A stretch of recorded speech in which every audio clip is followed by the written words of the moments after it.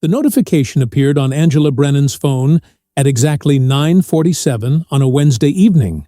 A bank alert. $721 charged to their joint credit card at Le Jardin Blanc, a French restaurant she had never heard of. She stared at the screen, her dark eyes narrowing as she reread the message. $721 for dinner on a Wednesday night. Mark had texted her 3 hours earlier saying he would be working late on a presentation for an important client. He had been working late a lot recently. Too much, she had thought, but she had pushed the concern aside. He was a marketing executive. Late nights came with the territory, or so she had told herself. Angela set her wine glass down on the granite countertop of their modern kitchen and opened her laptop. Her fingers moved quickly across the keyboard, searching for Le Jardin Blanc.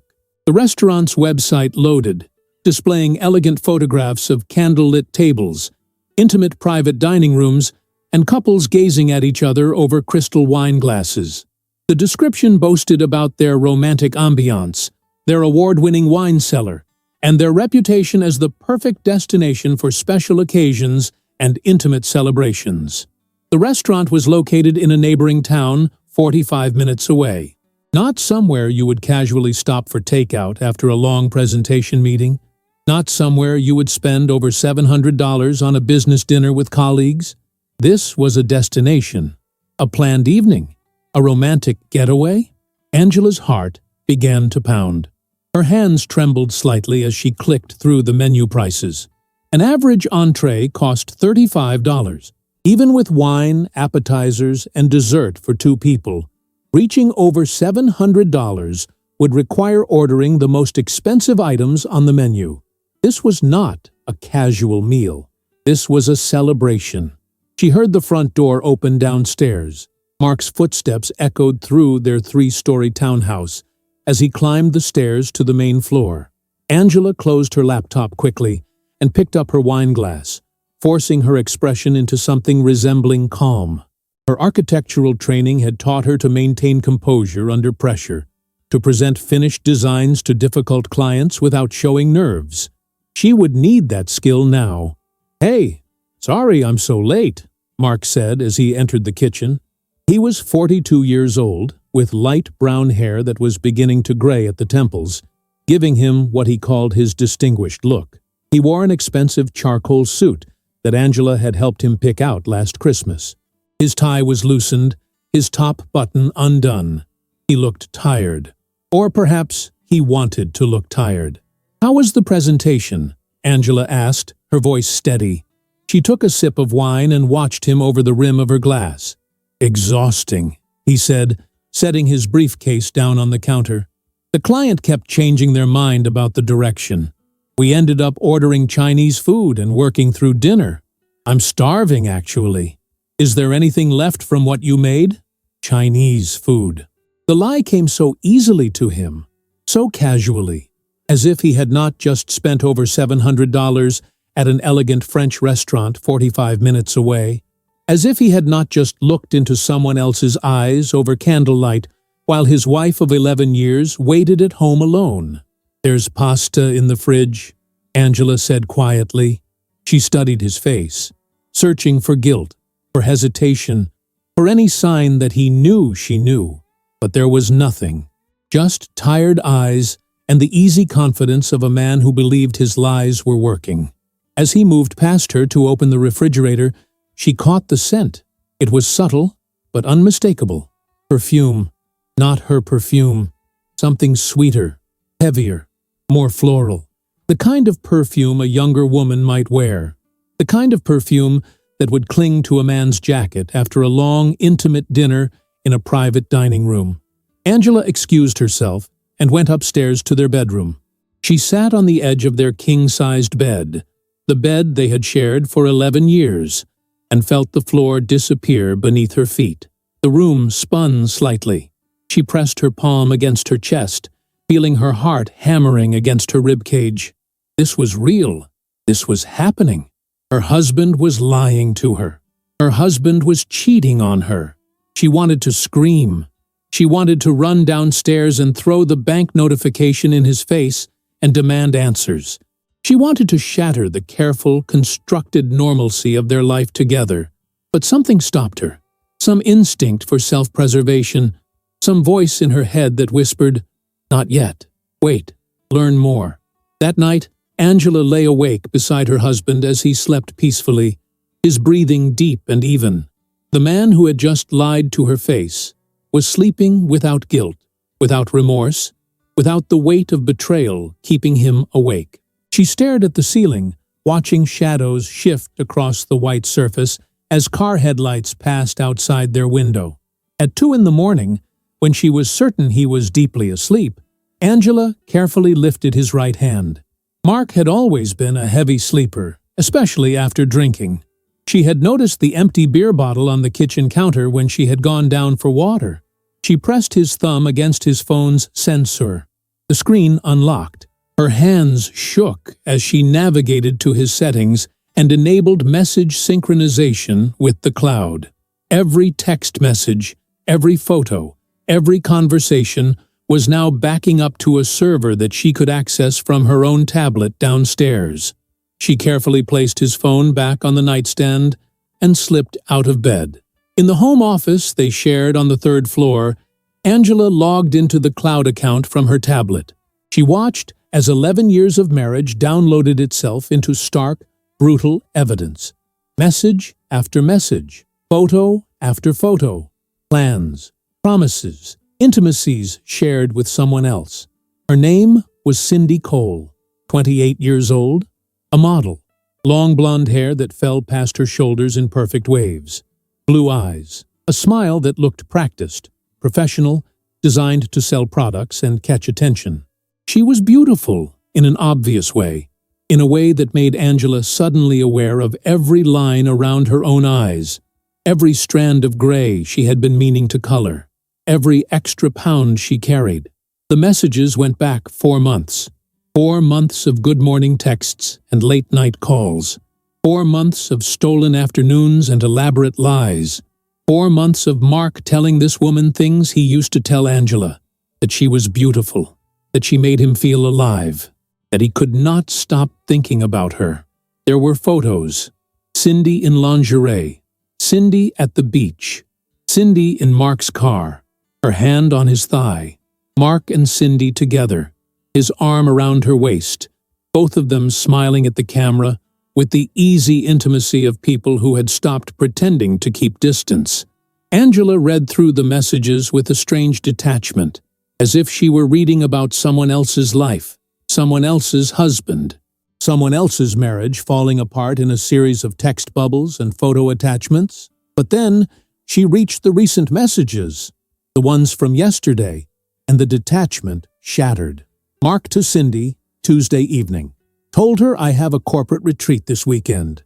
3 days, Friday through Sunday. Cindy to Mark. 3 whole days. Where are we going? Mark to Cindy. Remember that cabin I told you about? The one by the lake? Cindy to Mark. The romantic getaway place you mentioned? Mark to Cindy. That's the one. I booked it. Just us. No interruptions. No phone calls. 3 days to do whatever we want. Cindy to Mark. I can't wait. I'm already packing. Should I bring that red dress you like? Mark to Cindy. Bring everything you like. You won't be wearing much of it anyway. The cabin. Their cabin. The place Angela and Mark had bought together 5 years ago as a retreat from city life. A small, charming house nestled in the woods, 40 minutes outside the city, accessible by a private road that crossed a wooden bridge over a narrow lake. They had spent weekends there, holidays there, anniversaries there. It was their place, their sanctuary, and Mark was taking Cindy there. Angela set the tablet down carefully on the desk. She stood up slowly, walked to the bathroom attached to the office, and vomited. When there was nothing left in her stomach, she sat on the cold tile floor and cried silently, her body shaking with sobs she did not dare let out loud enough for Mark to hear. She cried for the 11 years she had given him, for the late nights she had worked on architectural projects, while he claimed to be working late at the office, for the business trips she had skipped to support his career. For the family she had postponed having because he said he was not ready yet. For every time she had believed him when he said he loved her. For every lie she had swallowed without question. But most of all, she cried because some part of her had known. Some instinct she had ignored because acknowledging it would mean acknowledging that her marriage was a lie, that the man she loved did not exist, that she had been a fool. When the tears finally stopped, Angela stood up and looked at herself in the mirror. Her dark hair was tangled. Her eyes were red and swollen. Her face was pale. She looked like a woman whose world had just ended. And in a way, it had. The life she thought she had, the future she thought she was building, the partnership she thought she had with her husband, all of it was gone, shattered. Destroyed by $721 charged to a French restaurant, and 4 months of text messages with a blonde 28-year-old model. Angela splashed cold water on her face and took several deep breaths. She gripped the edge of the sink and stared at her reflection. Something was shifting inside her. The grief was still there, heavy and suffocating, but underneath it, something else was growing, something harder, something colder, something that whispered, "He does not get to do this without consequences." She would not beg, she would not plead, she would not give him the satisfaction of seeing her broken. If Mark had made his choice, then Angela would make hers, and her choice would be calculated, strategic, and absolutely devastating. The next morning, Angela called in sick to work. She waited until Mark left for the office, whistling cheerfully as he walked out the door, and then she picked up her phone. Her hands were steadier now. The shock had worn off, replaced by a strange clarity. She knew exactly who she needed to call. "Elise, it's me," Angela said, when her best friend answered. "Can you come over? I need your help with something." Dr. Elise Pollard arrived 30 minutes later. She was 40 years old, with short auburn hair and sharp green eyes that missed nothing. She worked as a research chemist for a pharmaceutical company, and she had been Angela's closest friend since college. They had been roommates, study partners, bridesmaids in each other's weddings. Elise knew Angela better than anyone. One look at Angela's face, and Elise did not ask questions. She simply pulled Angela into a hug and held her while Angela cried again, this time letting the sobs come freely. When Angela finally pulled away, Elise guided her to the couch and waited. Angela told her everything. The bank notification, the restaurant, the perfume, the messages, the photos, the cabin, Mark's lies, Cindy's existence. 4 months of betrayal documented in text bubbles and photo attachments. By the time Angela finished, Elise's expression had shifted from sympathy to cold fury. "That absolute bastard," Elise said quietly. "After everything you've done for him, after everything you've sacrificed, I want him to hurt the way I'm hurting," Angela admitted, her voice barely above a whisper. "I want him to feel what I feel, but I don't want to just scream at him and throw things. I want something more, something he'll never forget." Elise was silent for a long moment, her analytical mind clearly working through possibilities. Then she said, "Tell me about the cabin, the logistics. When are they going? How do they get there?" Angela explained.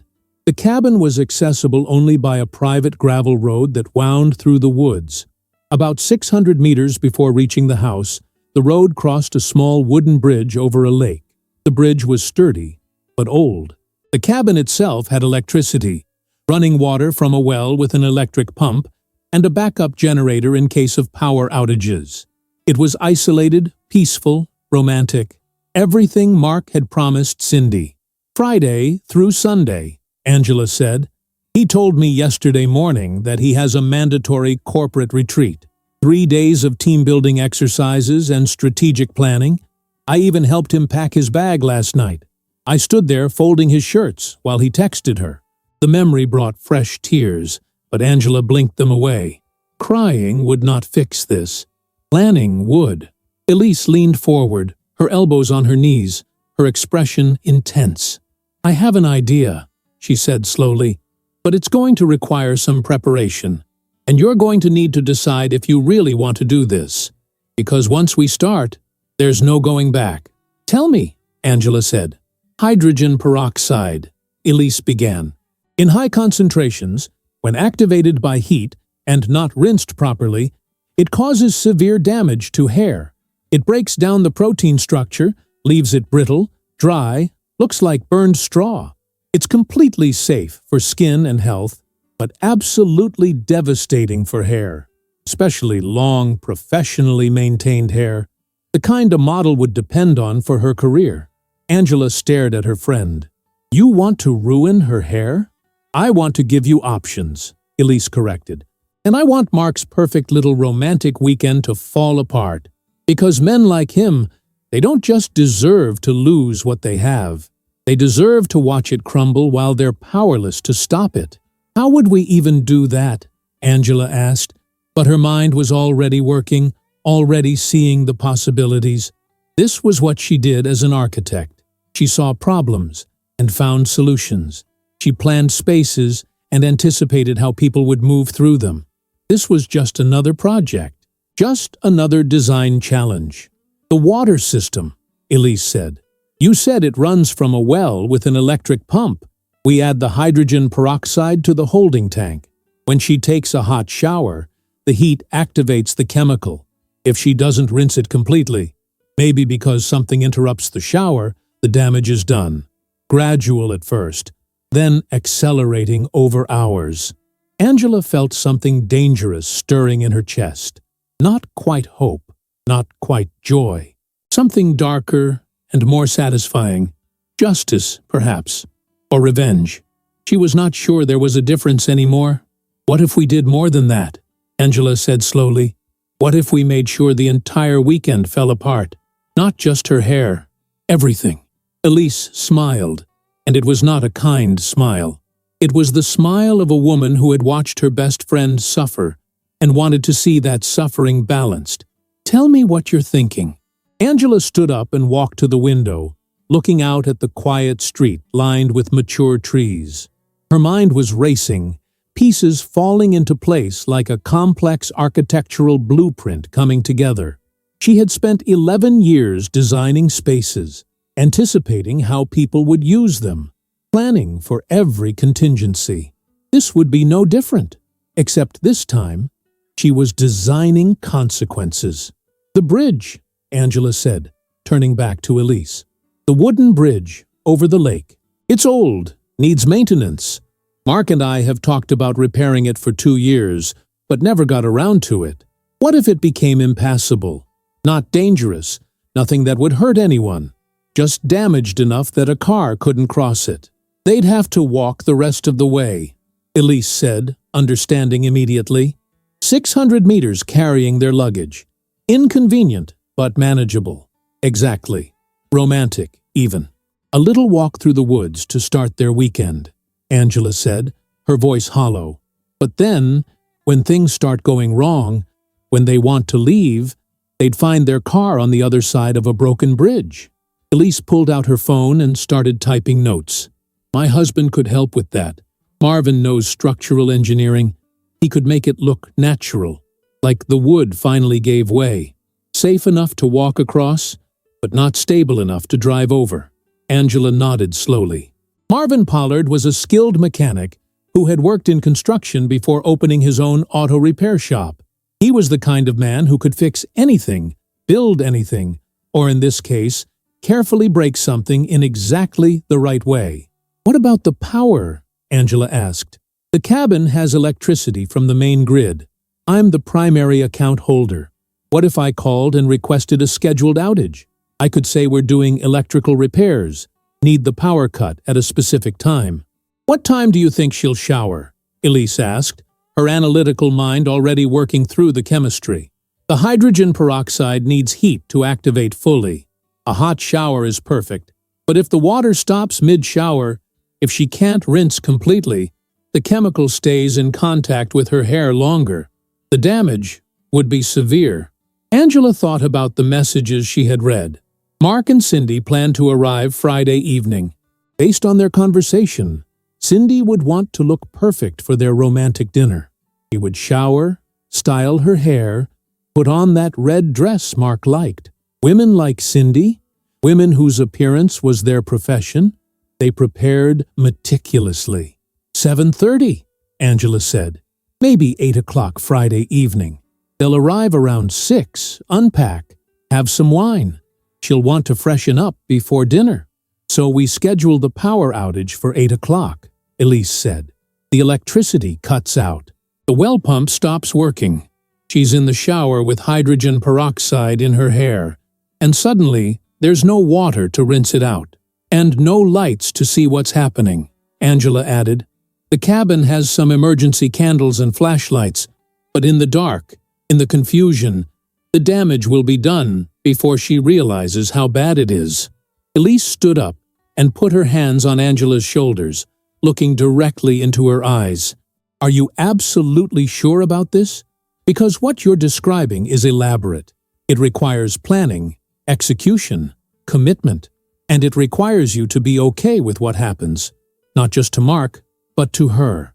Angela thought about Cindy Cole, 28 years old, beautiful, ambitious, a woman who had knowingly pursued a married man, who had sent him photos in lingerie, who had made plans to spend a weekend in his wife's cabin, sleeping in his wife's bed, using his wife's home as the backdrop for her affair. Whatever sympathy Angela might have had for her evaporated. She knew he was married, Angela said quietly. She knew, and she didn't care. She gets what she gets. Then we need to plan this properly, Elise said, releasing Angela's shoulders and reaching for her phone again. We need a timeline. Materials. We need to make sure nothing can be traced back to you. And we need to make sure Mark and Cindy actually experience every single consequence we design. They spent the next 3 hours planning. Elise called Marvin and explained the situation in careful, clinical terms. There was a long silence on the other end of the phone, and then Marvin's deep voice said, "When do you need me to do this?" "Thursday," Elise told him. "We need to go Thursday afternoon. Angela will come with us. She has keys to everything, access to the property. We'll have maybe 3 hours to set everything up before we need to leave." "I'll take the afternoon off," Marvin agreed. "And Angela? I'm sorry this is happening to you. Mark always seemed like a decent guy. Guess I was wrong." After Elise hung up, Angela made her own phone call. She dialed the electric company and waited through the automated menu until she reached a customer service representative. "Hello? Need to schedule a temporary service disconnection," Angela said, her voice professional and calm. Years of presenting architectural designs to clients had taught her how to sound confident even when her hands were shaking. "I'm renovating the electrical system at my country property and need the power shut off for safety reasons. I can help you with that," the representative said cheerfully. "What's the address and your account number?" Angela provided the information. The cabin was registered in her name only. She had been the one to handle all the utility accounts, all the maintenance, all the boring administrative details of property ownership, while Mark enjoyed the benefits of weekend getaways. That administrative control was now going to be her weapon. "When would you like the disconnection?" the representative asked. "Friday evening," Angela said. 8 o'clock would be perfect, and I'd like it to remain off through Sunday evening if possible. The electricians will be working all weekend. "Let me check availability," the representative said. There was typing in the background. "Yes, I can schedule that for you. Friday at 8 p.m., restoration on Monday morning. Is that acceptable?" "That's perfect. Thank you," Angela said. She hung up and looked at Elise. "Done. Power cuts at 8 o'clock Friday evening and stays off until Monday morning. Now we need the hydrogen peroxide," Elise said. "Medical grade, 35% concentration. I can get it from the lab. Nobody will question me taking chemicals for research purposes. We'll need about 2 gallons to contaminate the entire water system effectively." "Won't he notice something in the water?" Angela asked. "Not immediately," Elise explained. "Hydrogen peroxide is colorless, tasteless, odorless in lower concentrations. By the time it's diluted through the entire holding tank and plumbing system, it'll be virtually undetectable. But when it concentrates on her hair under hot water, when it has time to work without being rinsed away, that's when the chemical reaction happens. The heat accelerates the breakdown of the keratin proteins in hair. It becomes brittle, discolored, damaged beyond repair. Angela felt a cold satisfaction settling in her chest. It was not happiness. It was not peace. It was something darker and more necessary. The feeling of taking back control after months of being deceived. The feeling of refusing to be a victim. "What about documentation?" Angela asked. "I want to see what happens. I want to watch his perfect weekend fall apart." Elise considered this. Security cameras, battery-powered, night vision, connected to a mobile router so they can transmit even without the cabin's electricity. We set them up inside and outside. You can watch everything in real time from your tablet. "Where would we even get cameras like that?" Angela asked. "Marvin's shop has a full security system," Elise said. "Small cameras he uses to monitor the garage at night. Battery-operated, motion-activated, wireless transmission. He can bring them Thursday. We'll hide them where Mark will never think to look." Angela walked back to the couch and sat down heavily. The planning was taking shape, becoming real, transitioning from angry fantasy to actual possibility. Part of her could not believe she was doing this. The Angela from 2 days ago, the Angela who had trusted her husband and believed in her marriage, would never have considered something like this, but that Angela was gone, destroyed by $721 and 4 months of lies. "I need to see Mark tonight," Angela said quietly. "I need to pretend everything is normal.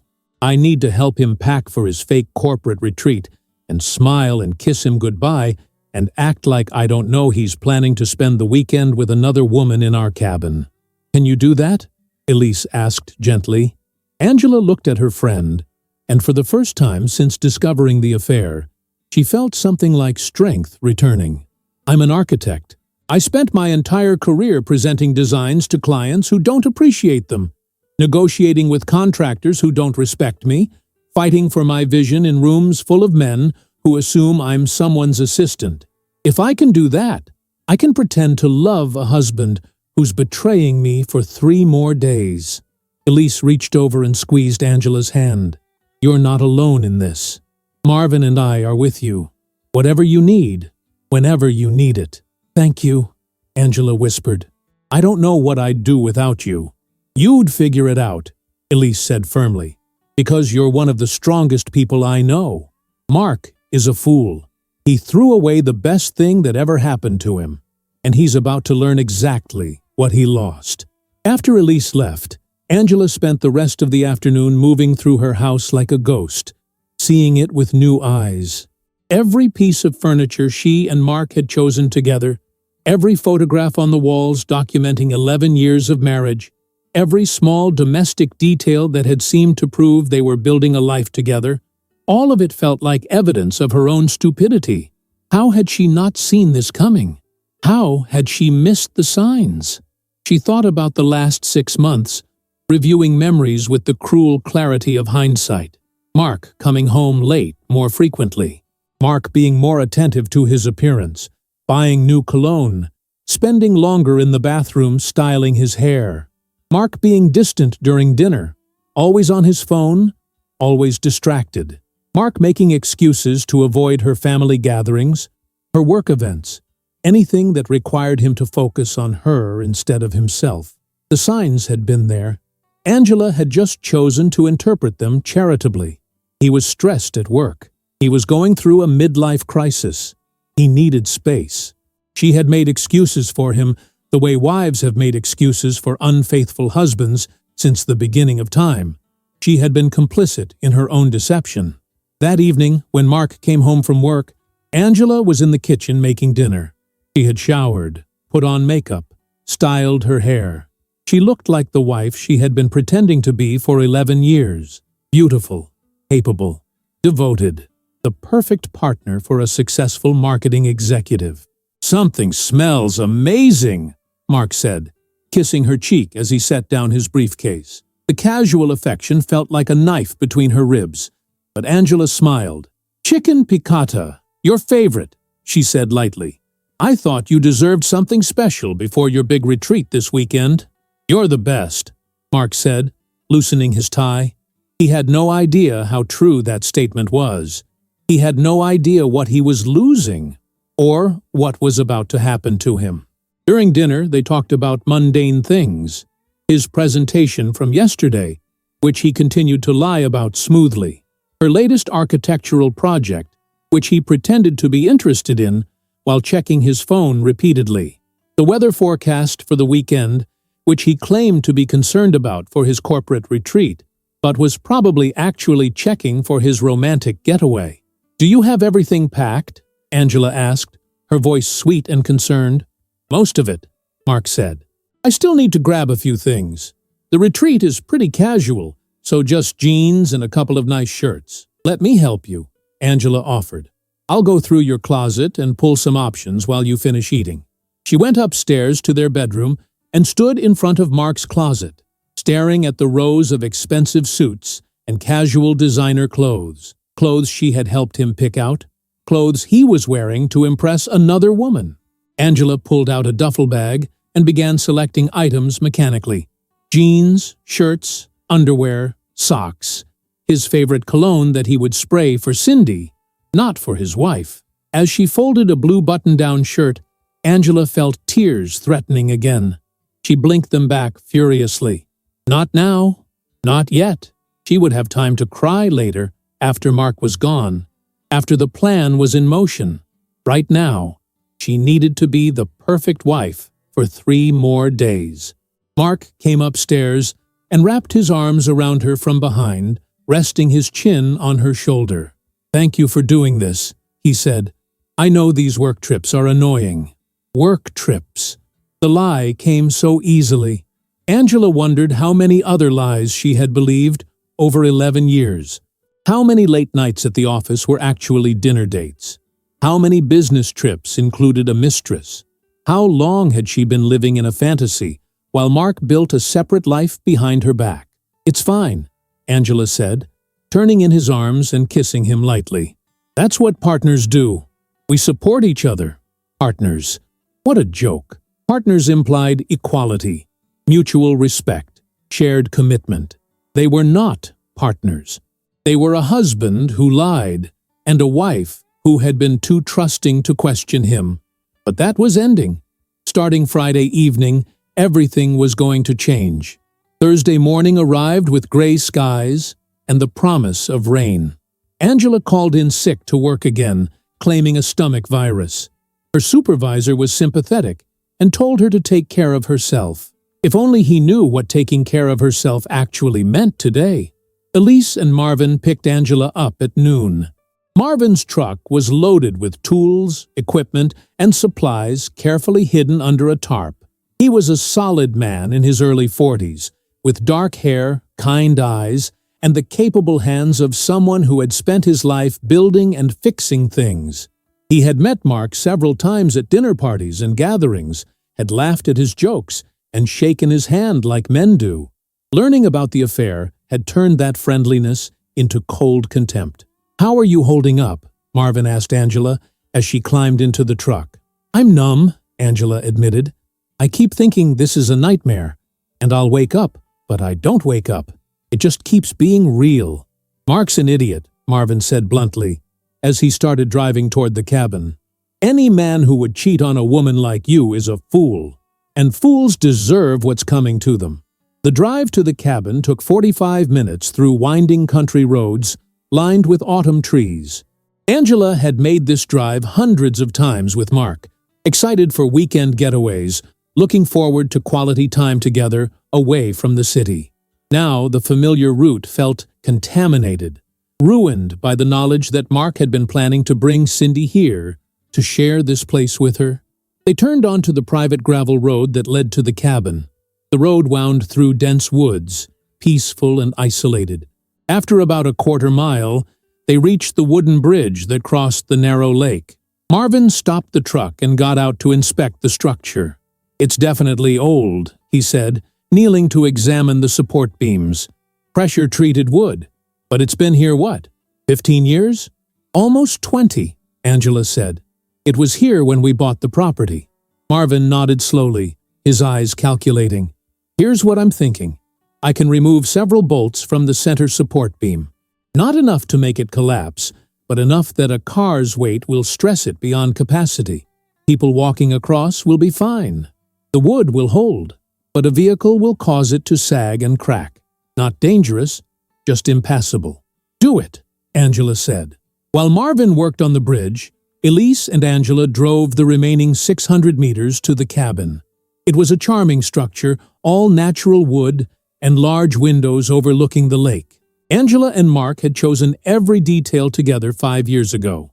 The stone fireplace, the modern kitchen, the spacious bedroom with the king-sized bed, their sanctuary, their private retreat. Now, it was going to be the stage for Mark's downfall. Inside, Elise immediately assessed the water system. The cabin used a well with an electric pump that filled a holding tank in the basement. From there, the water was distributed throughout the house.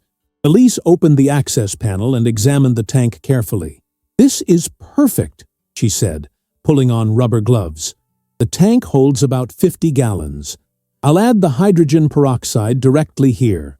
It'll mix with the existing water naturally. By the time it reaches the shower head and is heated, the concentration will be sufficient to cause damage without being immediately noticeable." She retrieved 2 large containers of clear liquid from her bag and carefully poured them into the holding tank. Angela watched, feeling surreal. Her best friend was poisoning the water supply of her cabin to ruin another woman's hair as revenge for an affair. This was her life now. This was what betrayal had reduced her to. After Elise finished with the water system, they moved methodically through the cabin, setting up the surveillance cameras. Marvin had returned from the bridge and joined them, his tools spread across the kitchen counter as he configured each small device. "These are motion-activated," Marvin explained, holding up a camera no larger than a matchbox. "Night vision capable. Battery life of 72 hours minimum. They'll transmit directly to this mobile router, which runs on its own battery pack. Even without the cabin's electricity, everything will function perfectly." They positioned cameras strategically throughout the space. One in the living room, angled to capture the main seating area and entrance. One in the kitchen, pointing toward the dining table.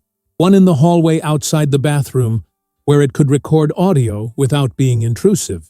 And 2 exterior cameras, one facing the driveway where Mark would park his car, and one covering the front door and porch. "I'm not putting one in the bedroom," Angela said firmly when Marvin suggested it. "I don't want to see that. I don't need to see that." "Fair enough," Marvin agreed, respecting her boundary. "The other cameras will show you everything that matters anyway." Angela walked through the cabin one final time, memorizing details. The soft blue couch, where she and Mark had spent countless evenings reading. The dining table where they had hosted dinners for friends. The kitchen where they had cooked together, laughing over burned attempts at new recipes. Every surface held memories. And knowing that Cindy would soon be touching these same surfaces, sitting in these same spaces, pretending this was her refuge instead of Angela's, made everything feel poisoned.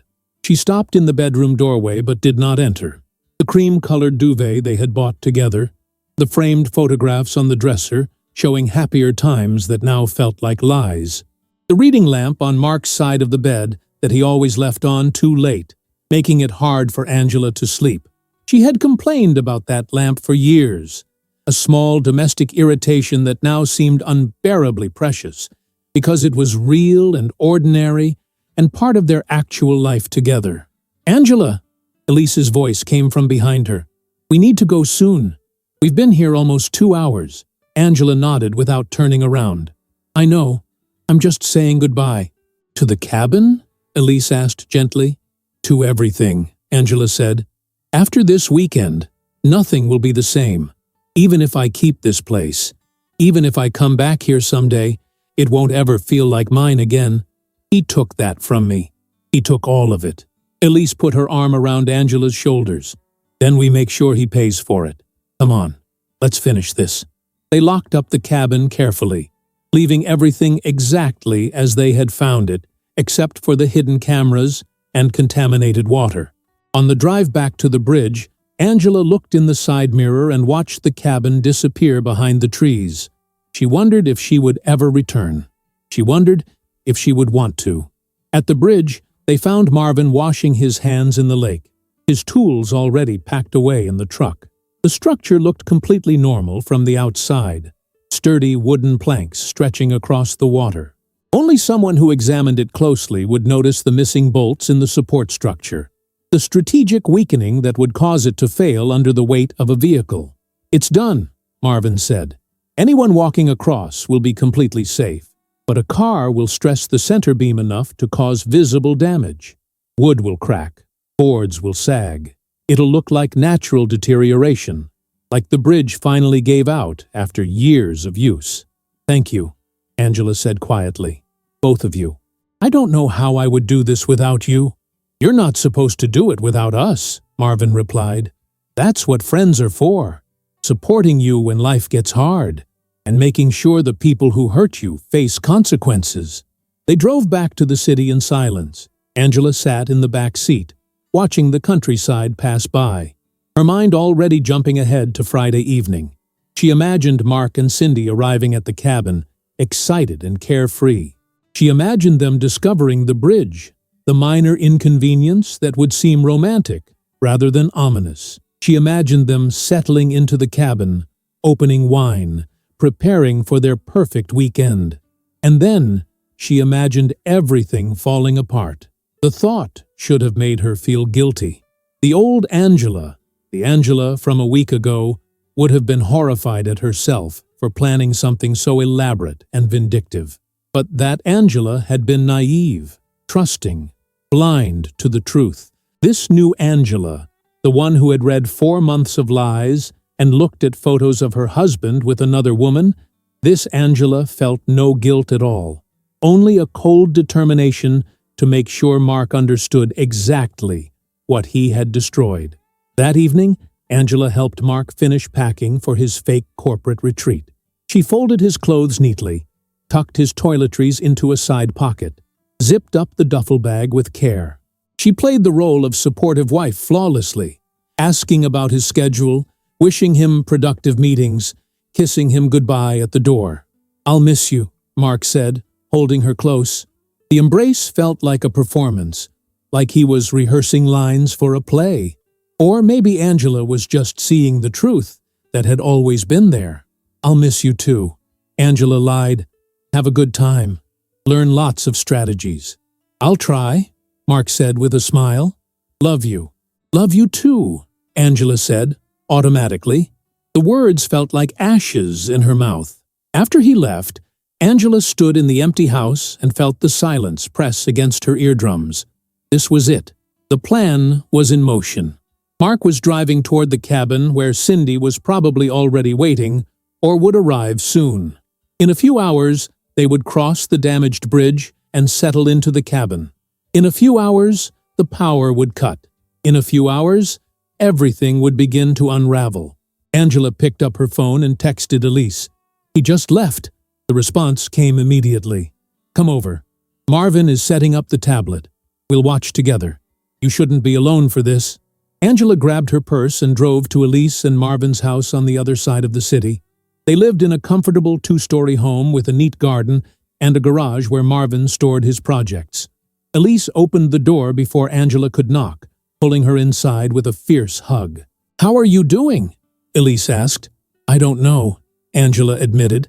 "I keep feeling like I should stop this, like I should call Mark and warn him.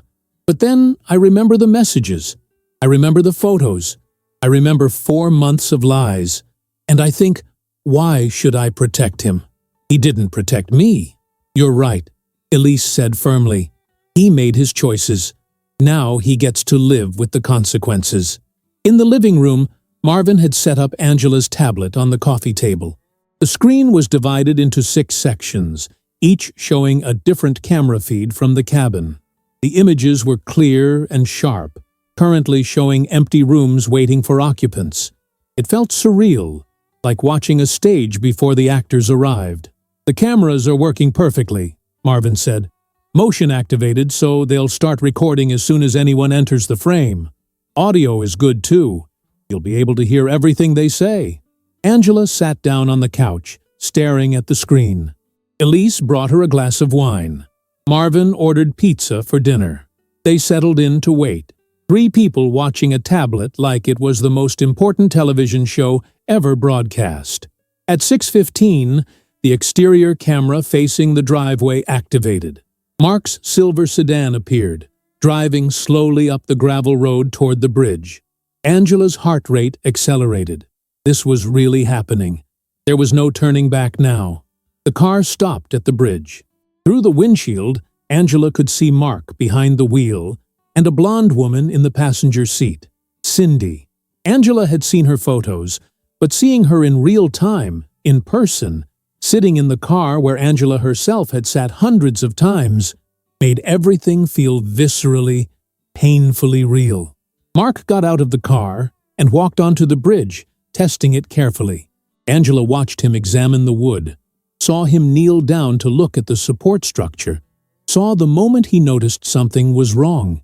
He stood up slowly, looked back at the car, then walked forward again more carefully.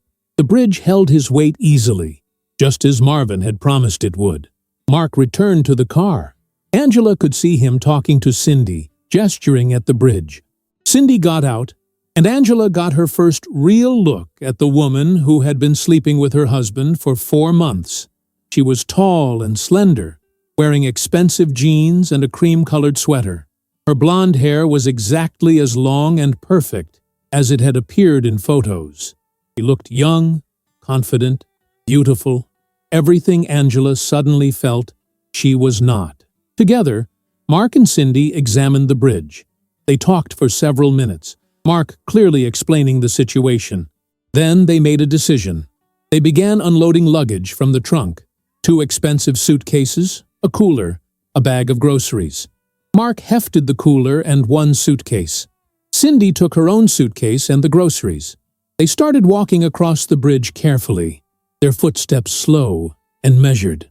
600 meters, Elise said quietly, watching the screen. Carrying all that, it'll take them at least 10 minutes. Angela watched as Mark and Cindy disappeared from the exterior camera's view, walking down the road toward the cabin. The interior cameras remained dark, waiting. Angela found herself holding her breath, even though she knew exactly what was about to happen because she had planned every detail. At 6:32, the front door of the cabin opened.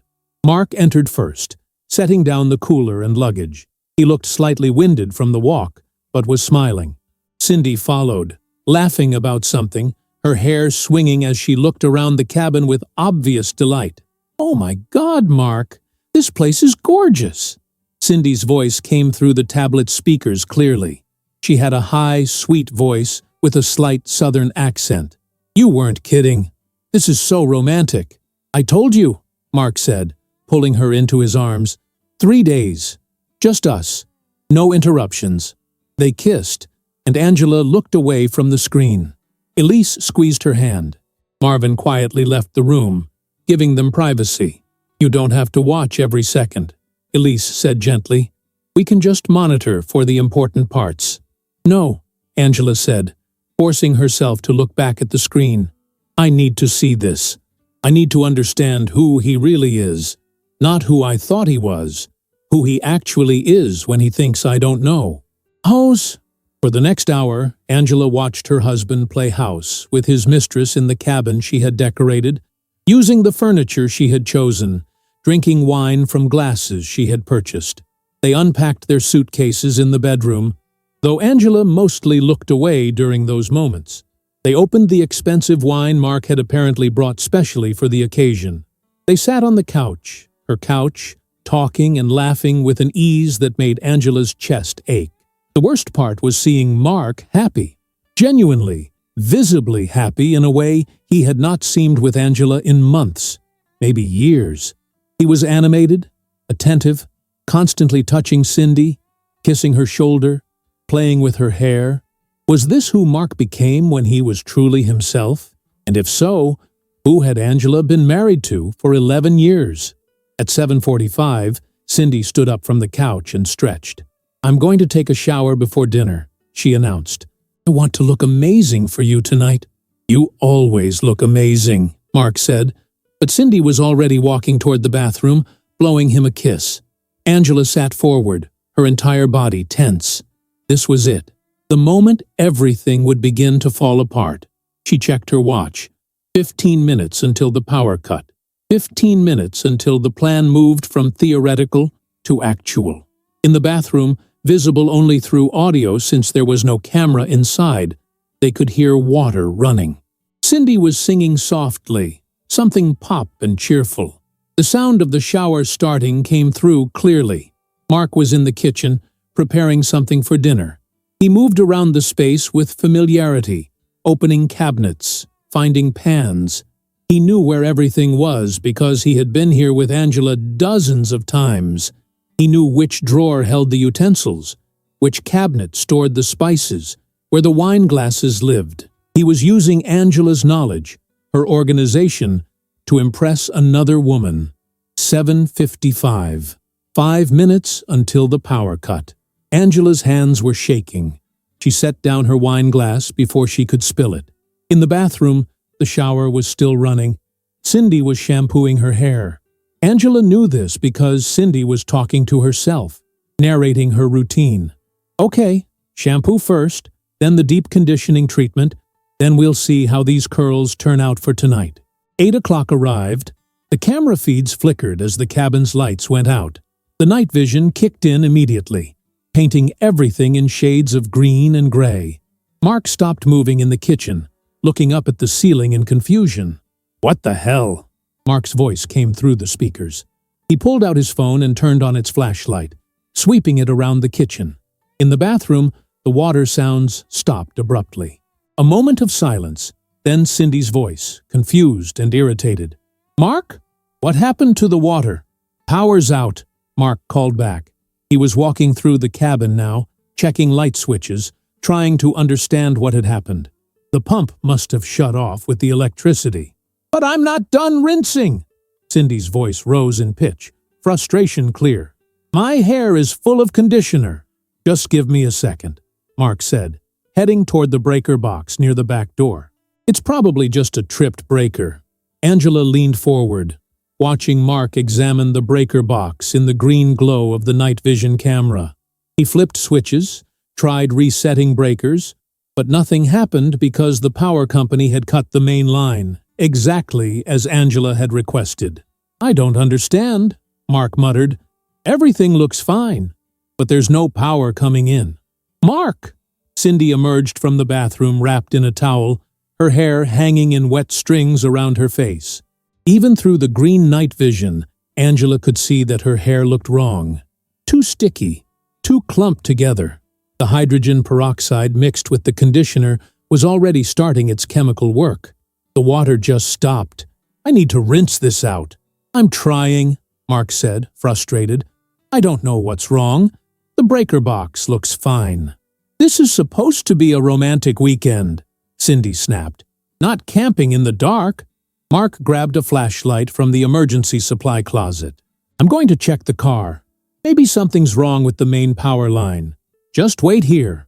He headed for the door, pulling on his jacket. Angela watched as he walked down the driveway, his flashlight beam cutting through the darkness. The exterior camera tracked his movement as he made his way down the 600 meters of road toward the bridge where he had left his car. Meanwhile, back in the cabin, Cindy was pacing the living room, touching her hair repeatedly. "This feels so weird," she muttered to herself. "Why is it so sticky?" Elise leaned toward the tablet. "The hydrogen peroxide is mixing with whatever products she used. It's activating. The chemical breakdown has started." Angela watched Cindy try to rinse her hair in the kitchen sink using bottled water, but there was not enough. She tried to comb through it, but her fingers kept getting stuck in the tangles. Frustration was turning into something closer to panic. Mark reached the bridge. His flashlight illuminated his car, parked exactly where he had left it on the far side. He started to cross the bridge, and Angela held her breath, even though she knew the bridge would hold his weight. Mark made it across safely. He reached his car and stood beside it, looking back toward the cabin. The night vision cameras had excellent range, catching the moment when his expression changed from frustration to confusion to something approaching horror. He pulled out his phone, turned on its flashlight, and aimed it at the ground around his car. Then he started walking in circles, the flashlight beam sweeping across the empty space. His car was there, but something was clearly wrong because his movements became increasingly frantic. Except nothing was wrong with his car. It was sitting exactly where he had parked it, untouched. So why did Mark look like his world was ending? Back at Elise and Marvin's house, the three of them watched the screen in confusion. "What's he doing?" Marvin asked. "Why does he look so panicked? The car is right there."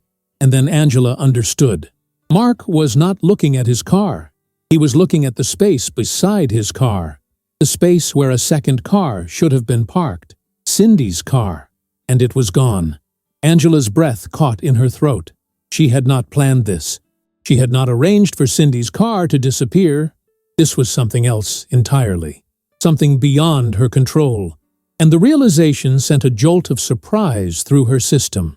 "Wait," Elise said, leaning closer to the screen. "Did Cindy drive separately?" "She must have," Marvin said, his voice thoughtful. "They probably didn't want to be seen arriving together. Less suspicious that way." Angela watched Mark through the night vision camera as he circled the area where Cindy's car should have been parked. He was using his phone's flashlight to examine the ground, looking for tire tracks, for any sign of what had happened. His movements were jerky, panicked, completely different from the confident man who had arrived hours earlier. This was not part of Angela's plan, but it was perfect, better than perfect. It was as if the universe itself had decided to participate in Mark's downfall, adding its own twist to the consequences he was about to face. Mark pulled out his phone and made a call. Through the audio feed, they could hear it ringing, then Cindy's voice answering. "Did you fix it?" Cindy asked immediately. "Your car is gone," Mark said, his voice tight with stress. "What do you mean, gone?" "I mean, it's not here. I'm standing where we parked, and my car is here, but yours isn't. It's just gone." There was a long silence on the other end. Then Cindy's voice, higher and more shrill. "Gone? What do you mean gone? Cars don't just disappear." "I know that," Mark snapped, "but I'm telling you, it's not here. Someone must have stolen it." "Stolen it? You said this place was safe. You said it was private and secure and nobody would bother us." Cindy's voice was rising toward hysteria. "How am I supposed to get home? That car is a lease. I'm going to be responsible for thousands of dollars." "Calm down," Mark said, though he sounded far from calm himself. "Let me think. This area is completely quiet. There's never been any crime here. I don't understand how this could have happened." "Well, it happened," Cindy shrieked. "And meanwhile, I'm standing here in a towel with my hair full of chemicals, and no way to rinse it out, and no power, and no water, and now no car. This is a disaster." "I'll figure it out," Mark said, but he sounded uncertain, overwhelmed. "Just wait there. I'm coming back." He ended the call and stood for a moment beside his own car, illuminated by the night vision camera. Angela could see his chest rising and falling rapidly, could see the way his hands shook slightly as he ran them through his hair. This was not how his romantic weekend was supposed to go. This was not the careful escape he had planned. Mark started walking back toward the cabin, his flashlight beam bouncing with each step. 600 meters through the dark woods, alone, carrying the weight of everything going wrong. Angela watched his progress on the exterior cameras, tracking him as he made his way back across the bridge that would not support his car, back toward the cabin where his mistress was waiting with chemically damaged hair and no patience left. Inside the cabin, Cindy had given up trying to fix her hair with bottled water. She was sitting on the couch, wrapped in her towel, touching her hair repeatedly with increasing distress. Even through the green tint of the night vision, Angela could see that something was wrong with Cindy's hair. It looked matted, clumped together in strange ways, the texture clearly altered. "This doesn't feel right," Cindy muttered to herself. "This doesn't feel right at all." She stood up and walked to the bathroom, using her phone's flashlight to examine herself in the mirror. The scream that followed was piercing, desperate, the sound of someone discovering that something precious and irreplaceable had been destroyed. "No! No! No! No! No! No!" Cindy's voice echoed through the cabin. "What happened? What did I do? Oh God! Oh God, my hair!" Mark burst through the front door just as Cindy emerged from the bathroom, still wrapped in the towel, her wet hair hanging around her face in stringy, damaged clumps. In the beam of Mark's flashlight, the damage was visible even to him. Her normally glossy blonde hair looked dull, brittle, with an almost orangish tint in places where the chemical reaction had been strongest. "What happened to your hair?" Mark asked, stunned. "I don't know," Cindy wailed. "It was fine. And then the water stopped, and I couldn't rinse out the conditioner. And now it feels like straw. It's breaking off in my hands. Look." She held out her palm, showing him several broken strands. "Maybe it's just the conditioner," Mark said weakly. "Maybe once you can rinse it properly, it'll be fine." "It's not the conditioner," Cindy shrieked. "Something is wrong with the water in this place, or the products reacted badly. I don't know, but my hair is ruined. Ruined! I have a photo shoot on Tuesday. This is my livelihood, Mark. This is how I make my living." She started to cry, harsh sobs that shook her whole body. Mark tried to comfort her, putting his arms around her, but she pushed him away violently. "Don't touch me. This is your fault. You brought me to this horrible place with broken bridges and no power and poisoned water. You said it would be romantic. You said it would be perfect." "I didn't know this would happen," Mark protested. "The cabin has never had problems before. I don't understand what's going on." "Well, figure it out," Cindy screamed. "Because I want to leave. I want to leave right now. I'm not staying in this nightmare cabin for another second." "We can't leave," Mark said quietly. "What do you mean we can't leave?" "Your car is gone. Someone stole it while we were in the cabin. I don't know how, I don't know who, but it's not at the bridge anymore." Cindy stared at him in disbelief. "You're joking." "I wish I was," Mark said, "but I'm not. Your car is gone." "My car is still there, but the bridge is too damaged to drive across. We're stuck here until morning when I can call someone for help." "Stuck?" Cindy's voice was barely above a whisper. "We're stuck here? In the dark? With no power? With no water? With my hair destroyed? And no way to leave?" "Just for tonight," Mark said desperately. "In the morning, I'll walk to where there's cell service and call for help. We'll get a tow truck for the bridge. We'll file a police report about your car. We'll figure everything out. But right now, we just need to stay calm and get through the night." "Stay calm?" Cindy laughed, and it was not a pleasant sound. It was harsh, bordering on hysterical. "My career is over, Mark. My hair is destroyed. I have no way to fix it, no way to leave. And it's all because you wanted to have your secret affair at your wife's cabin." "Keep your voice down," Mark hissed, looking around as if Angela might somehow hear them, as if the walls had ears. He had no idea how right he was. "Why?" Cindy challenged. "Who's going to hear us? We're alone in the middle of nowhere because you wanted somewhere private to cheat on your wife. Well, congratulations, Mark.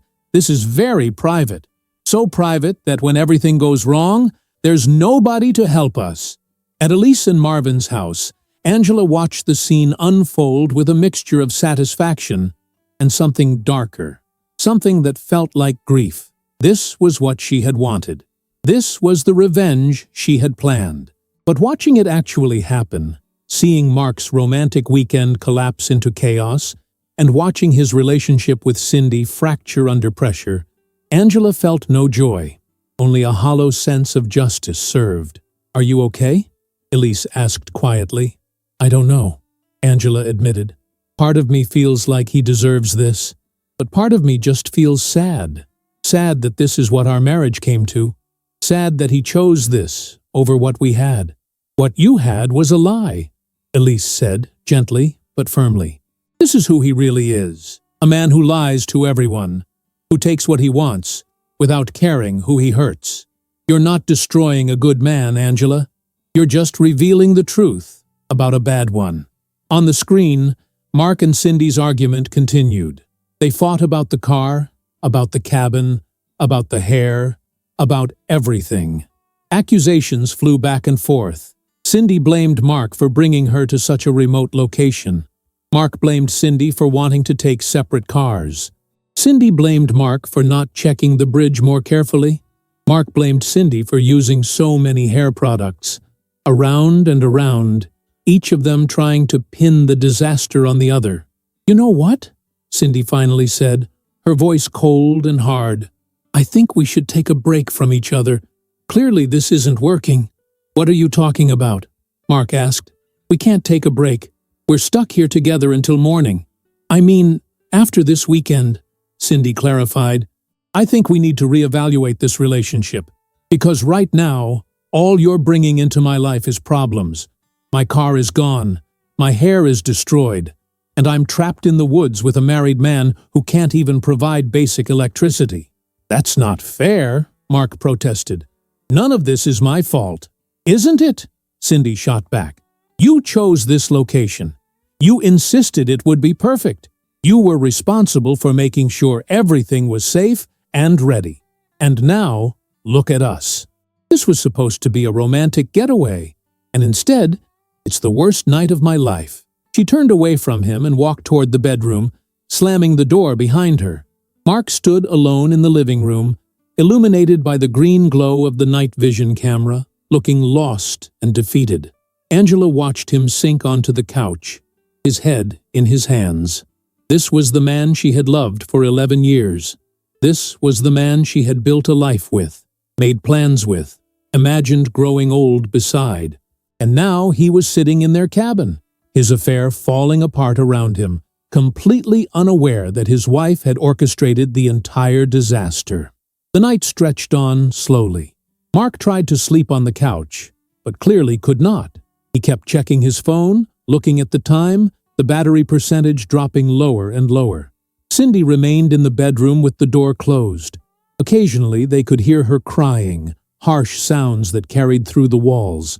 Around midnight, Mark tried to call someone, his mother perhaps, or a friend, but there was no cell service in the cabin. The isolation that had seemed romantic hours earlier now felt like a prison. At 3 a.m, Cindy emerged from the bedroom. She had put on clothes, jeans and a sweater, and had tied a scarf around her damaged hair. Her eyes were red from crying, her makeup smudged and ruined. I can't sleep, she said flatly. Me neither, Mark admitted. They sat in awkward silence for several minutes. Then Cindy spoke again, her voice tired and defeated. You know what the worst part is? She asked. I actually thought you might leave her for me. I thought maybe this weekend would be the start of something real. But this whole disaster has made me realize something. You're never going to leave your wife, are you? Mark did not answer immediately. When he finally spoke, his voice was quiet. It's complicated. It's not complicated, Cindy said. It's simple. You like having both of us. You like the stability of your marriage and the excitement of an affair. You want to keep your comfortable life with Angela while also having me on the side. That's not complicated, Mark. That's just selfish. That's not true, Mark protested weakly, but even he did not sound convinced. Yes, it is, Cindy said. And you know what? I'm done being the other woman.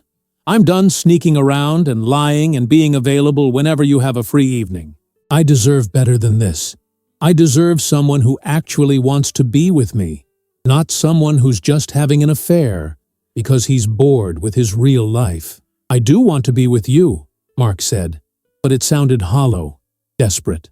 No, you don't, Cindy replied. You want the fantasy of me, but when things get hard, like tonight, you don't know how to handle it. You can't fix anything. You can't make anything better. You just stand there looking helpless while everything falls apart. She stood up and walked to the window, looking out at the darkness. As soon as the sun comes up, I want you to walk to wherever you can get cell service and call me a cab. I don't care what it costs. I'm leaving. And when I get home, I'm blocking your number. I'm done with this. I'm done with you." Mark did not argue. He just sat on the couch, defeated, watching the woman he had risked his marriage for walk away from him emotionally, even though they were still physically trapped together. Angela turned away from the screen, tears streaming down her face. Elise immediately wrapped her in a hug. Marvin quietly excused himself again, giving them privacy. "Why am I crying?" Angela asked, her voice breaking. "He deserves this. He deserves all of this, and worse. So why does it hurt?" "Because you loved him," Elise said simply. "Because even though he's a cheating liar, even though he betrayed you in the worst way, you still remember the good times. You still remember who you thought he was. And watching that illusion finally die hurts, even when you're the one who killed it." "I thought this would make me feel better," Angela admitted. "I thought watching his perfect weekend fall apart would give me closure. But I just feel empty." "That's because revenge isn't the same as healing," Elise said gently. "Revenge is just the first step. It's you taking back control, refusing to be a victim. But the actual healing? That comes later. That takes time." They sat together on the couch, Angela crying into Elise's shoulder while on the tablet screen, Mark and Cindy sat in separate parts of the cabin, both of them miserable, both of them awake, both of them counting down the hours until sunrise when they could finally escape. As dawn began to break, the cameras automatically adjusted from night vision to normal color. The cabin looked different in daylight, less dramatic, just a normal house where a disastrous weekend had unfolded. Mark was asleep on the couch, his body twisted uncomfortably. Cindy was standing on the porch, wrapped in a blanket, staring out at the woods. At 7:30 in the morning, Mark woke up. He and Cindy barely spoke. They packed their things mechanically, avoiding eye contact. Then they started the walk down the driveway toward the bridge, carrying their luggage once again. 600 meters that must have felt like 6 miles given the tension between them. At the bridge, they found Mark's car exactly where he had left it. Cindy's car was still missing, though Mark spent several minutes searching the area again, as if it might magically reappear. It did not. Mark made several phone calls, first to report Cindy's car stolen, though he was clearly uncomfortable explaining where they had been when it happened. Then to a towing company about the bridge. Then, finally, to call Cindy a rideshare to take her home. They waited in awkward silence for 45 minutes until the rideshare arrived. When it did, Cindy got in without saying goodbye, without looking back, without any acknowledgement of what they had been to each other. She was just gone, taking her damaged hair and her broken dreams with her. Mark stood alone beside his car for a long time after she left. Then he pulled out his phone and made one more call. "Mom?" His voice came through the tablet's speaker, tired and defeated. "Yeah, it's me. I need to talk to you about something. Can I come over?" He got in his car and drove away, leaving the bridge to be dealt with later, leaving the cabin to sit empty with its secrets and surveillance cameras, leaving the disaster behind him without understanding that the real consequences were still waiting for him back home. Angela turned off the tablet. The show was over. Mark's romantic weekend had been destroyed. His affair had fallen apart. His lies were beginning to catch up with him. And now it was time for Angela to deliver the final blow. Angela spent Saturday in a strange state of numbness.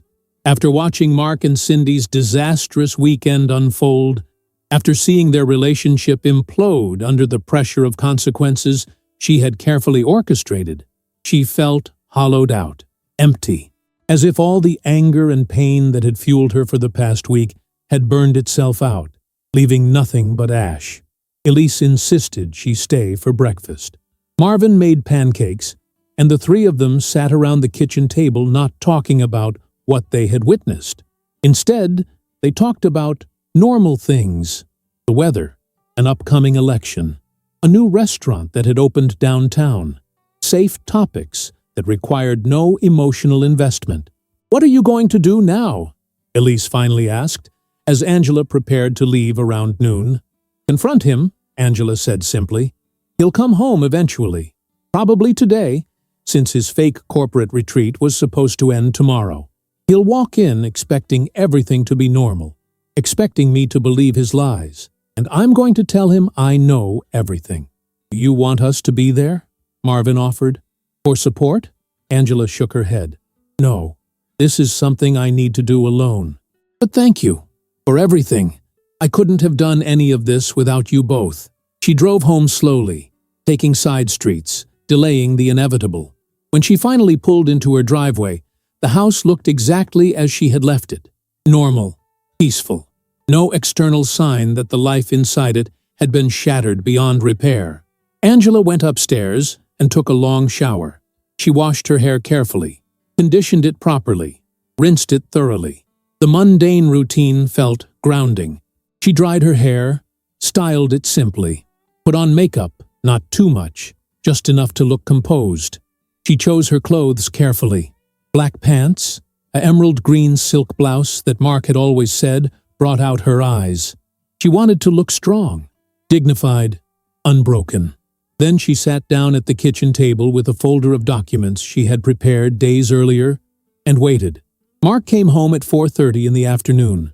She heard his car pull into the driveway, heard the engine cut off, heard his footsteps on the front walk, the key turning in the lock, the door opening, his familiar footfalls in the hallway. He appeared in the kitchen doorway looking exhausted. His eyes were bloodshot, his clothes rumpled, his hair uncombed. He looked like a man who had been through hell, which Angela supposed he had, just not the hell he had expected. "You're home early," Angela said calmly, her hands folded on the table in front of her. "I thought the retreat went through tomorrow." Mark froze. Something in her tone, in her posture, in the way she was looking at him, must have triggered an alarm. "It got cut short," he said carefully. "Some scheduling issues." "Really?" Angela said. "That's strange, because when I called your office yesterday to ask when you'd be home, your boss said he didn't know about any corporate retreat. In fact, he seemed quite confused about what I was talking about." The color drained from Mark's face. He opened his mouth, closed it, opened it again. No words came out. "Sit down, Mark," Angela said, her voice still calm, still controlled. She gestured to the chair across from her. "We need to talk." He sat slowly, his movements mechanical, like a man approaching his own execution. "I know about Cindy," Angela said simply. "I've known for a week. I know about the 4 months of lies. I know about the restaurant, the messages, the photos. I know you took her to our cabin for the weekend. I know everything." "Angela, I can explain," Mark began, but she held up her hand. "I don't want explanations," she said. "I don't want excuses. I don't want to hear about how it just happened, or how it didn't mean anything, or how you still love me. I'm done with your lies, Mark. I'm done believing anything that comes out of your mouth." She pushed the folder across the table toward him. "These are divorce papers. They're already filled out. The terms are fair. I'm not trying to destroy you financially. I'm not asking for alimony. I just want an equitable division of assets and my freedom. That's all." Mark stared at the folder like it was a snake. "You can't be serious." "I've never been more serious about anything in my life," Angela replied. "Our marriage is over. It's been over for 4 months, actually. But I just didn't know it yet. Now I do. And I'm not going to waste another day of my life on a man who doesn't value me, doesn't respect me, and doesn't have the decency to be honest with me." "It was a mistake," Mark said desperately. "A stupid, terrible mistake. But it's over now. Cindy and I are done. She doesn't want to see me anymore. Can't we just forget this happened and move forward?" Angela laughed, but there was no humor in it. "Oh, I know you and Cindy are done. I watched your relationship fall apart in real time, actually. Would you like to know how I know?" Mark's expression shifted from desperate to confused. "What are you talking about?" "The bridge," Angela said, leaning forward slightly. "The one leading to our cabin. It didn't just happen to be damaged. My friend's husband, who's a very skilled mechanic, removed several key support bolts, enough to make it unstable for vehicles, but perfectly safe for people walking. That's why you had to leave your car and walk the 600 meters carrying your luggage. Mark's eyes widened in horror and disbelief. The power outage at exactly 8 o'clock Friday night? Angela continued. I scheduled that with the electric company. Claimed I needed the power off for electrical repairs. They were very accommodating. The water, Mark whispered, understanding beginning to dawn. Hydrogen peroxide, Angela confirmed. High concentration, added to the water system.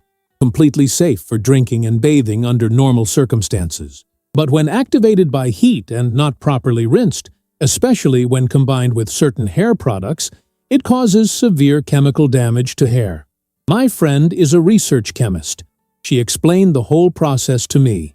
Mark sat back in his chair, stunned into silence. And those cameras? Angela said. The ones you never noticed hidden throughout the cabin? Battery-powered, night vision capable, transmitting to a mobile router. I watched the entire weekend, Mark. I saw everything. I heard everything. I watched your romantic getaway turn into a disaster. I watched Cindy's hair get destroyed. I watched her car mysteriously disappear, which honestly wasn't part of my plan. But I'm certainly not complaining about the timing. I watched you two fight and blame each other and fall apart.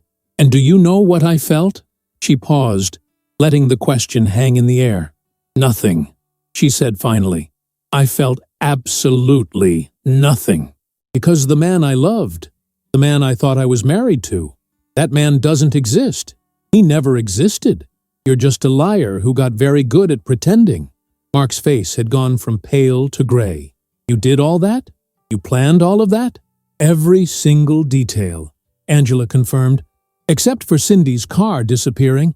That was just incredibly fortunate timing. Karma, maybe. The universe deciding to participate in your consequences. But why? Mark asked.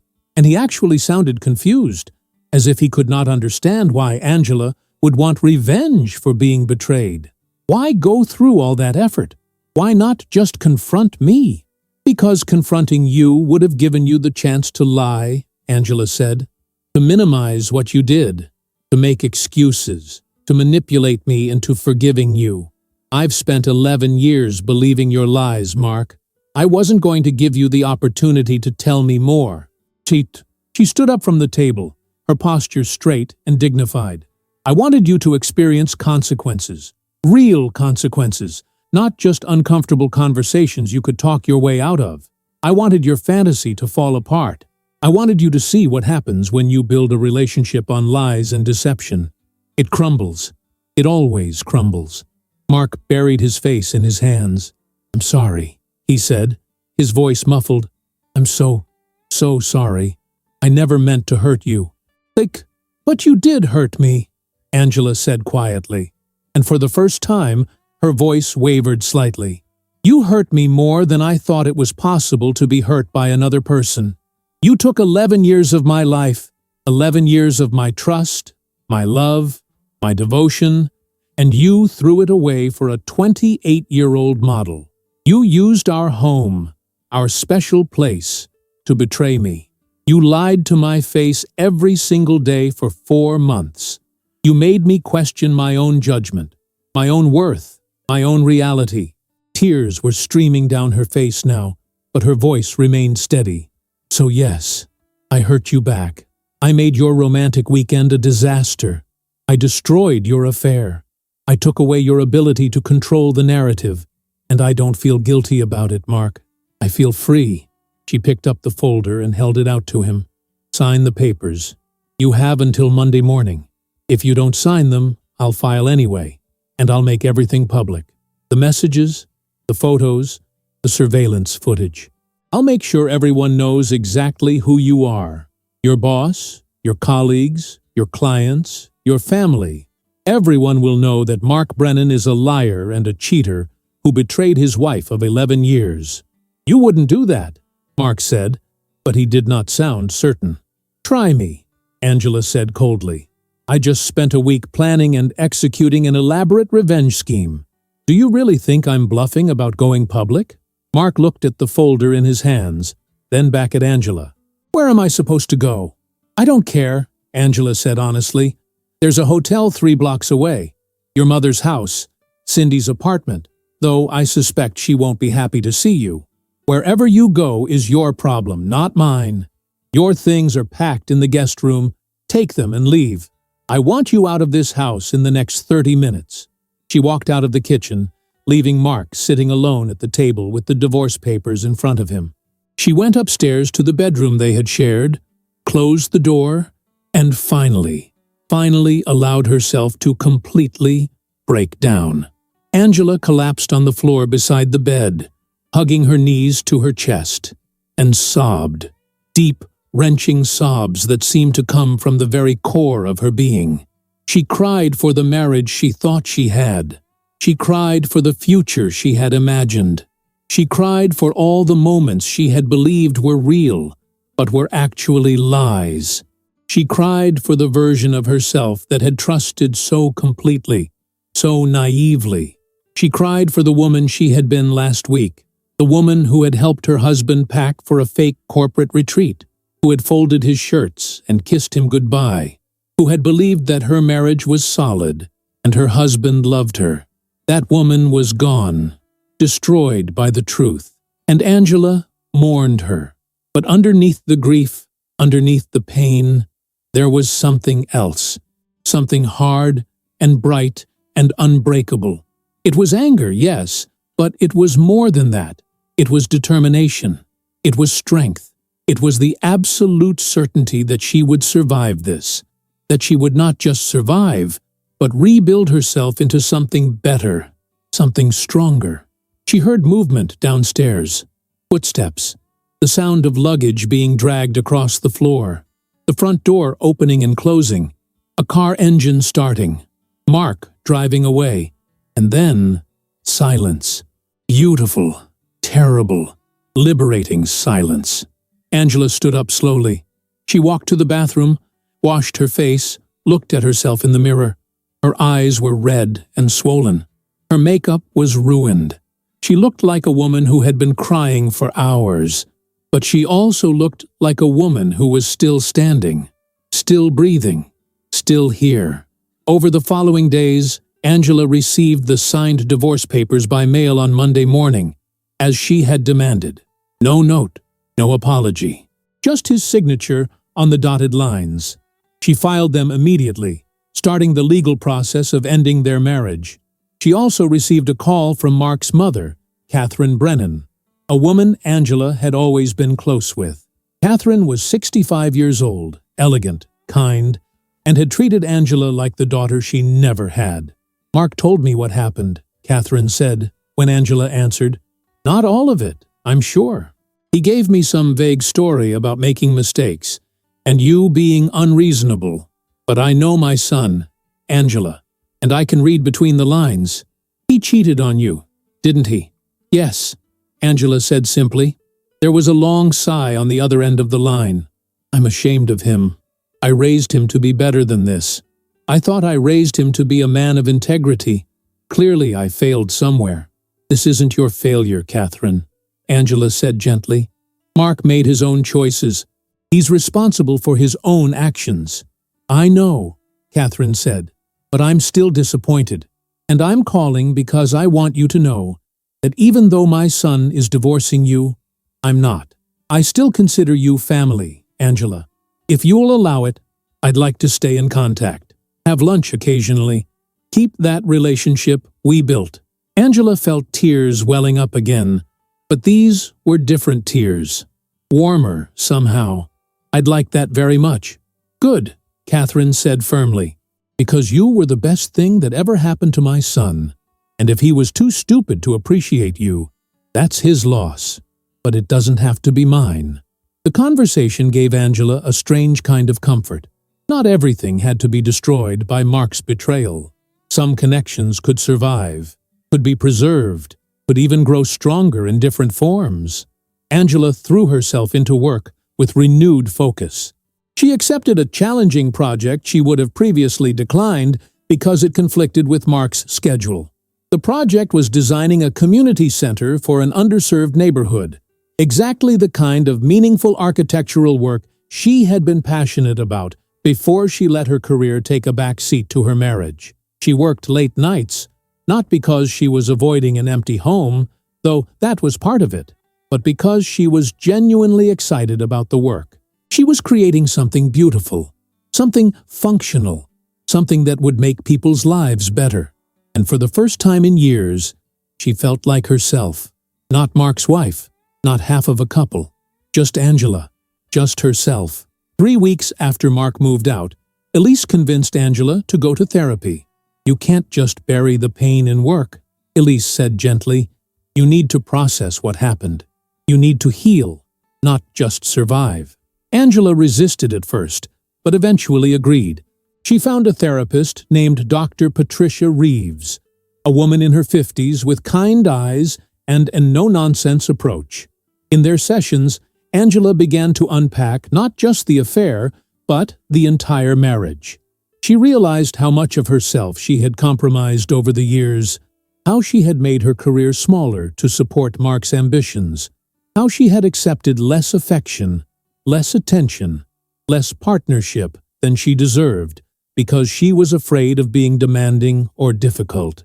"You lost yourself in that marriage," Dr. Reeves observed during their 4th session. "You became so focused on being the perfect wife that you forgot to be Angela." "So what do I do now?" Angela asked.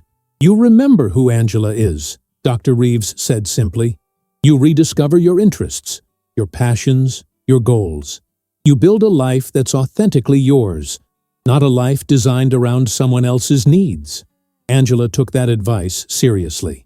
She signed up for a painting class, something she had loved in college but abandoned because Mark found it boring.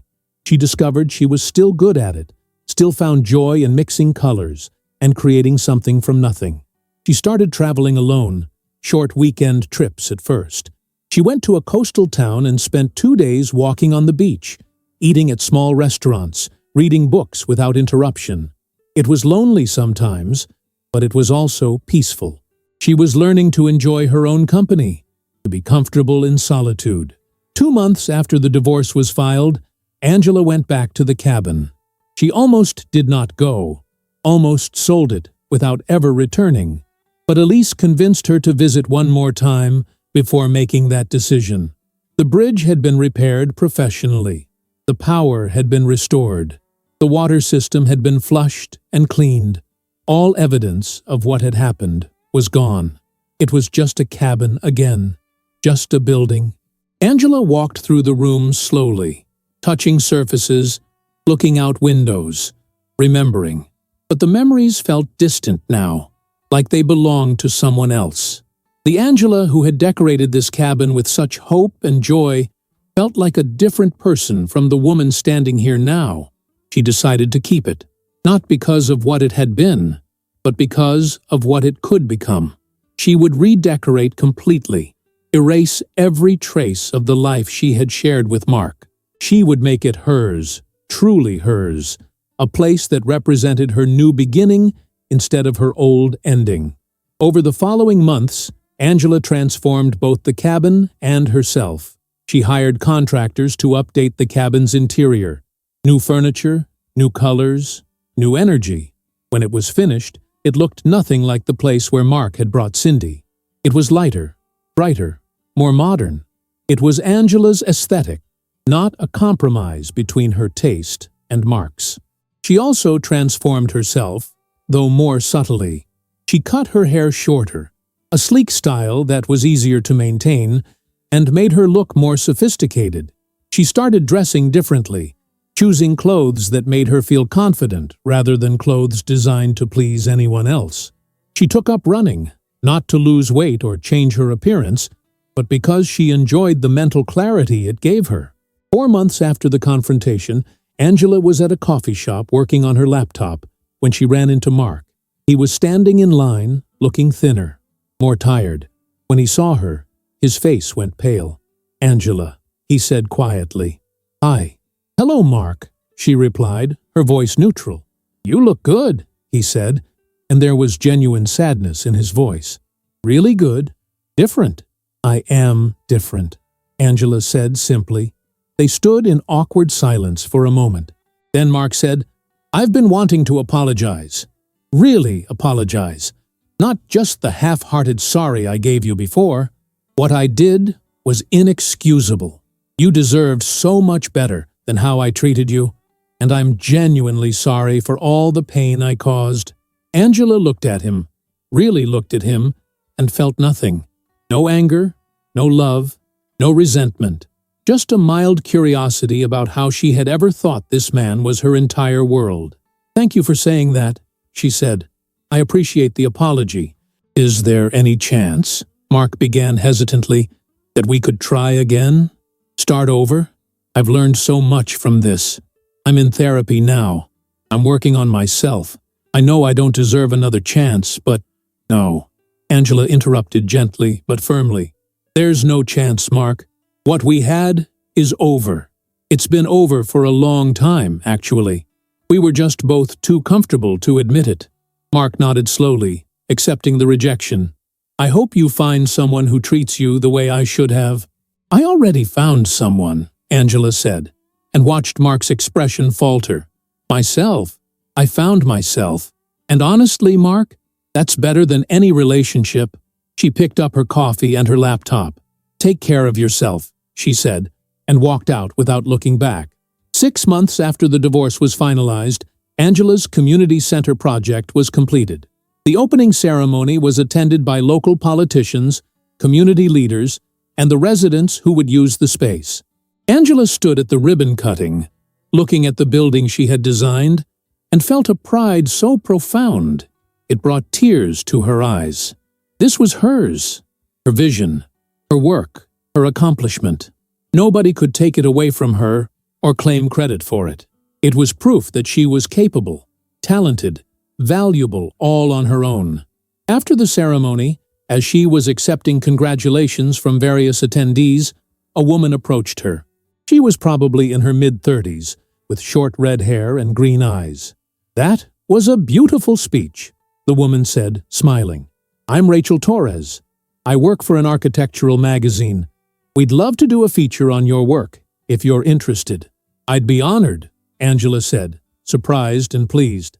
They exchanged contact information, talked briefly about the project, and scheduled an interview. As Rachel walked away, Elise appeared at Angela's elbow. She was flirting with you, Elise said with a grin. She was not, Angela protested, but she was smiling. She absolutely was, Elise insisted. And you should call her, not just for the article, for coffee, for dinner, for whatever feels right. I'm not ready to date yet, Angela said. Maybe not, Elise agreed. But someday you will be. And when that day comes, remember that you deserve someone who sees your worth, someone who treats you with respect and honesty, someone who makes you feel valued, not diminished. I'll remember, Angela promised. That night, Angela sat in her newly renovated living room, drinking wine and looking at photos from the community center opening on her phone. She had done this. She had survived betrayal, planned revenge, endured grief, and rebuilt herself from the ground up.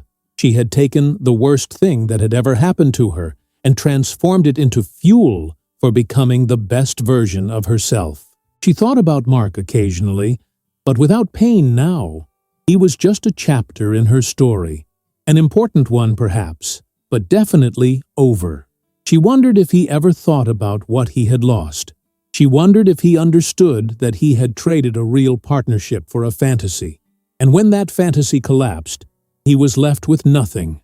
But mostly, she did not wonder about Mark at all, because her life was no longer about him. It was about her work, her goals, her happiness, her future. Angela picked up her sketchbook and began drawing. Not architectural plans, but just art for art's sake.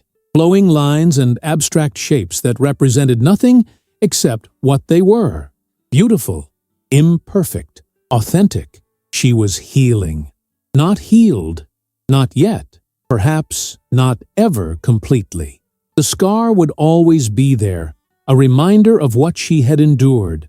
But scars were proof of survival. They were evidence that she had been wounded and had knit herself back together, stronger than before. The woman who had helped Mark pack for his fake retreat, who had believed his lies, who had questioned her own worth, that woman was gone. In her place was someone harder, yes, but also more honest, someone who knew her own value and would never again settle for less than she deserved. Angela set down her sketchbook and walked to the window, looking out at the city lights. Somewhere out there, Mark was living his life, dealing with his own consequences. Cindy was probably working with shorter hair, maybe wearing extensions, maybe having learned nothing from the experience. But here, in this house that was now solely Angela's, in this life she was building brick by brick, there was peace, there was possibility, there was the future stretching out before her, unknown, but no longer frightening. She had been betrayed, she had been hurt, she had taken revenge. And then, most importantly, she had let it all go and moved forward. Because in the end, the best revenge was not what she had done to Mark and Cindy in that cabin. The best revenge was this moment, right here. Standing in her own home, proud of her own accomplishments, comfortable in her own skin, genuinely happy with her own company. The best revenge was living well, and Angela was finally, truly beginning to live. If you enjoyed the story, leave a like and subscribe to the channel. And drop a comment below. What city are you watching from? And if your heart tells you to, feel free to leave me a tip on Buy Me a Coffee. Just check the first pinned comment. Thanks for keeping me company and for the coffee, and I'll see you in the next story.